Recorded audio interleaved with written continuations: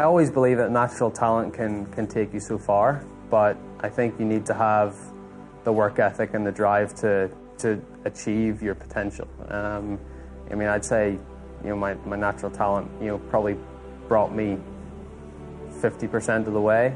But then after that, it was all down to the work that I've done and the volume of work that I've done over the last 15 years. When I really started to take golf seriously and thought about making this a career.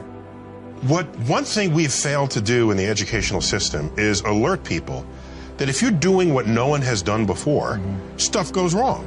And in fact, if nothing ever goes wrong in what you're doing, if you make no mistakes in your job, in whatever task you've brought upon yourself, then you're not on the frontier. Simple. It's true in science, and I heard it applied to car racing. There's a quote that I'm told, spoken by Mario Andretti. He said, if you are in complete control of your car, you're not in the race.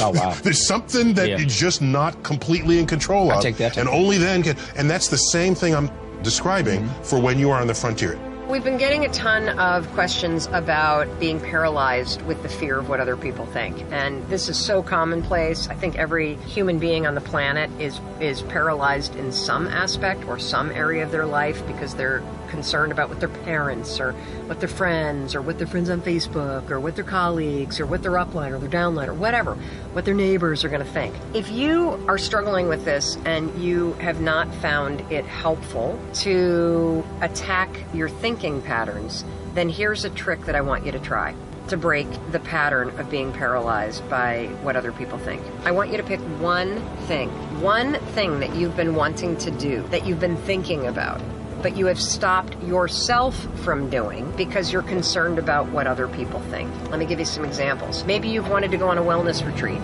but you think your spouse will roll their eyes at you, so you haven't done it. Maybe you have a particular Facebook post or a blog. So many of you want to start a business or start creating art, but you're terrified of putting yourself out there because of what other people will think. Today, we're going to break that pattern. What you're going to do is you're going to pick one thing you've been stopping yourself from doing, and you're going to do it. You're going to do it. And the reason why I want you to do this is because I know that if you're still paralyzed, you have not been able to change your thinking patterns yet. That's cool. No problem. We're going to try a different tactic.